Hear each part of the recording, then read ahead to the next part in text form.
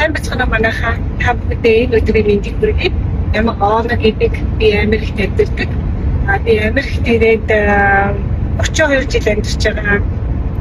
Анх Америкт ирэхэд 94 онд Америкт нийтдээ 30 гаруй монголчууд байдаг гэсэн яриатай байсан. За тэгэл түүнээс хойш маш хурдан үржиж хэлсэн бид бүгдээрээ.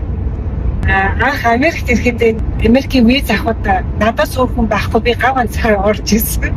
Тэгээ Америкийн консулын ажилтны үйлчлүүлэгч орж ирлээ гэнэ баяр болж ирсэн. Тийм үе байлаа. Tappunтэй нэг Америкт гэр оронгүй хүн яаж амьдардаг вэ гэдэг сэдвээр блог хийе гэж шийдлээ.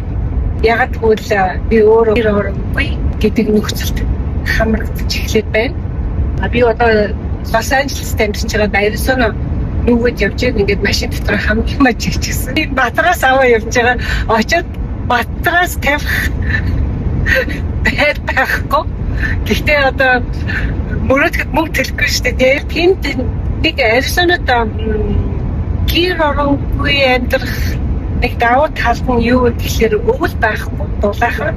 Гэхдээ одоо ингээд 8 сарын ихээр болохоор зэрэг Аризонод маш халуун байдаг. За 115 дэгрээ гэдэг чинь манай Монголын хийдэг градус. Би тэрийг мэдчихээ дараад нь хэлнэ. Тэгээд маш халуун байдаг. Тэгээд Америкийн хамгийн магадгүй дэлхийд ч хамгийн халуун цэгүүдийн нэг гадаа одоо өвгөн амтан байхын аргагүй тийм нохой хаслан халуун байдаг.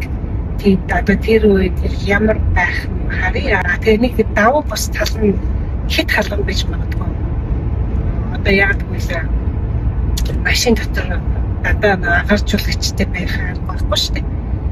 Тийм болохоор зэрэг одоо ингээд шинэхэн сонирхолтой аян замдаа уучлаа.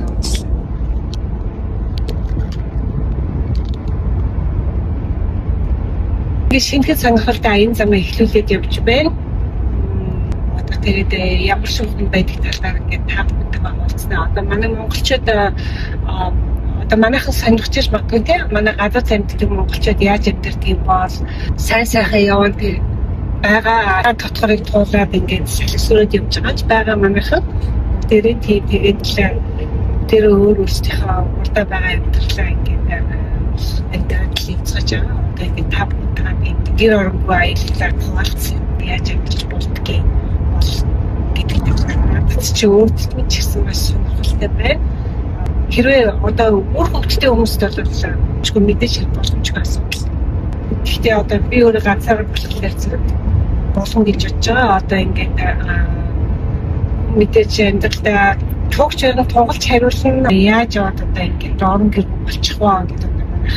Мэдээж би өөрөө хүртэл өмнөх хэлэхэд одоо гайхаж байна. Хүний амьдрал ийм л байдаг юм байна. Одоо тэгээд одоо ажил төрөлтэй мөртлөө өөр ширэнд орсон.